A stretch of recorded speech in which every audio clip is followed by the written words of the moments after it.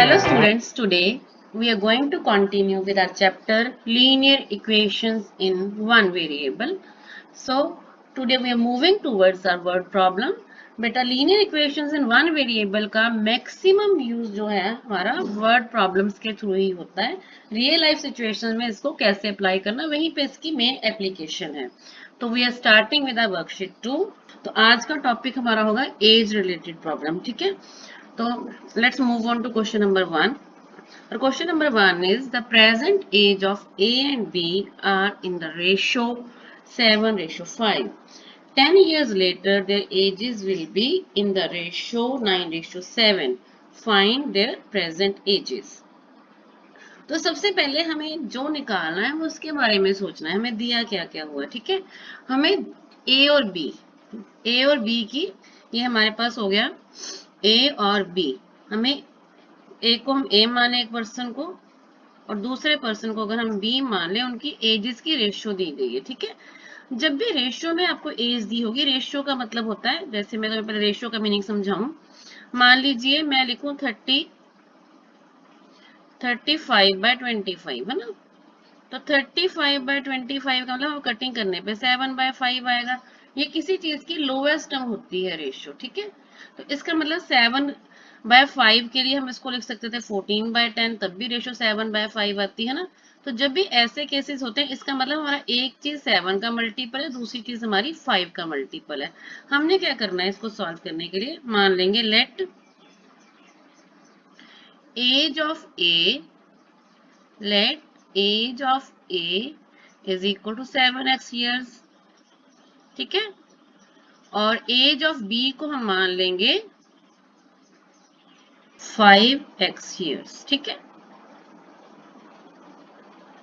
A की as हमारे पास 7x ली, B की 5x. फिर बेटा अगर स्टेटमेंट ध्यान से पढ़ो, वहां पे क्या लिखा है, 10 years later. लेटर होता है बाद में, है ना, आफ्टर. तो आफ्टर 10 years, आफ्टर 10 years. अब 10 साल के बाद क्या होगा. देखो, अगर आपकी एज आज की डेट में 13 ईयर्स है, 10 ईयर्स के बाद में क्या करोगे, आप अपनी एज में 10 ऐड करके देख लोगे. तो ऐसे ही हम ए की एज में 10 ऐड करेंगे, है ना. एज ऑफ ए कितनी हो जाएगी हमारे पास, 7x प्लस 10 ईयर्स. और एज ऑफ बी कितनी हो जाएगी हमारे पास, 5x प्लस 10 ईयर्स. स्टेटमेंट समझ में, स्टेटमेंट को लाइन बाय लाइन रीड करके अप्लाई करना है. तो मैंने यहां तक रीड कर दी स्टेटमेंट ना, आफ्टर 10 ईयर्स, है ना. आगे क्या लिखा है, there edges will be in the ratio 9:7. जो 10 साल बाद की एज है, ये वाली एज है ना, इसकी रेशियो दी है 9:7. इट मींस रेशियो में लिखने के लिए क्या करेंगे, तो अकॉर्डिंग टू क्वेश्चन क्या दिया हुआ है, 7x plus 10 upon 5x plus 10 is equal to 9/7. और ऐसे क्वेश्चन हमने वर्कशीट 1 में सॉल्व किए हैं. तो क्या करना है, क्रॉस मल्टीप्लाई. तो क्या हो गया, 7 इंटू 7x प्लस 10 और ऐसे 9 इंटू 5x प्लस 10. अब ब्रैकेट्स ओपन करेंगे, 7 7 जार 49, x हो गया साथ में. ठीक है, 7 10 जार 70. ऐसे यहाँ पे हो गया 9 5 जार 45x एंड 9 10 जार 90. ठीक है, नेक्स्ट स्टेप क्या होगा, वेरिएबल्स को एक साइड लेके जाएंगे, क्या बन जाएगा, 49x minus 45x is equal to 90 minus 70. 4x is equal to 20. तो x की वैल्यू कितनी आ गई, 20/4. लेकिन हमारा काम x निकालना नहीं था, हमारा काम था a और b की एज निकालनी. तो एज ऑफ a कितनी हुई देखते हैं अभी. एज ऑफ a 7x है, तो 7 into 5 is equal to 35 years. और एज ऑफ b कितनी हो जाएगी हमारे पास, b की एज हो गई हमारे पास 5x. ठीक है, 5x means 5 into 5. तो 5 into 5 is 25 years.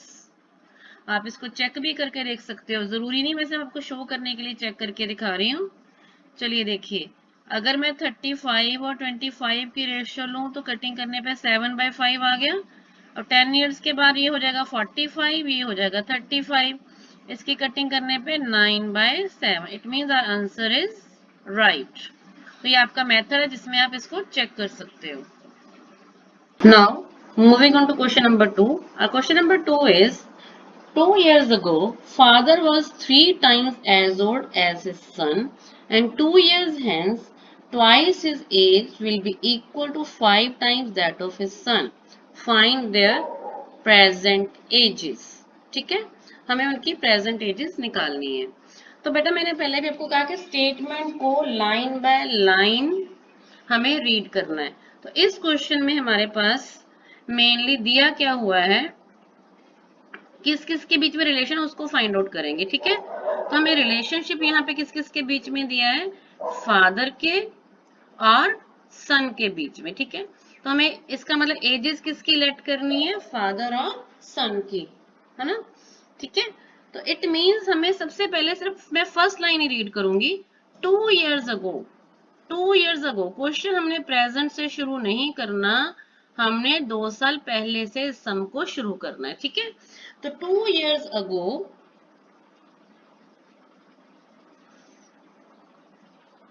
2 years ago, अब प्रॉब्लम है हमने किसको क्या मानना है। देखो यहाँ पे क्या लिखा है, father was 3 times as old as his son. ठीक है, तो छोटा कौन हुआ, बेटा। फादर की एज उसकी एज की 3 times थी ना, 3 times है ना। तो हमें क्या करना है, 2 years ago let age of son is equal to x years। ठीक है, समझ आ गया। अब एज ऑफ फादर कितनी दी हुई है, फिर से उसी लाइन को पढ़ो, मैं भी फर्स्ट लाइन को रीड करके लिख रही हूँ सारा कुछ। तो एज ऑफ फादर, फादर की एज क्या दी हुई है, सन की एज की 3 times। बेटा 3 times मीन्स सन की एज को 3 से मल्टीप्लाई करना है ना। तो फादर की एज होगी 3x years, लेकिन ये काम हमने किया 2 साल पहले के लिए। तो अगर हम आज की डेट में बात करेंगे तो प्रेजेंट एजेस क्या होंगी, प्रेजेंट एज ऑफ सन। 2 साल पहले अगर 2 years बैक अगर सन x years का था, तो आज सन की एज हो गई x + 2 years, और एज ऑफ फादर हो गई प्रेजेंट एज ऑफ फादर, उसकी एज में भी 2 ऐड हो जाएगा। ठीक है, तो फादर की एज हो गई हमारे पास 3x + 2 years। ठीक है, अब आ जाएगी नेक्स्ट लाइन पे, आगे लिखा 2 years hence।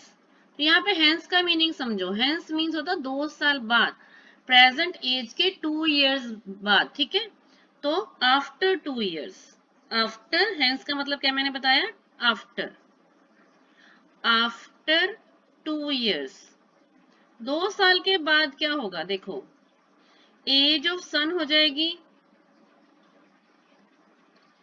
अगर आज की डेट में सन x + 2 का है तो उसके बाद कितना हो जाएगा, x + 2 + 2 मीन्स x + 4 years का, आज से 2 साल के बाद, है ना।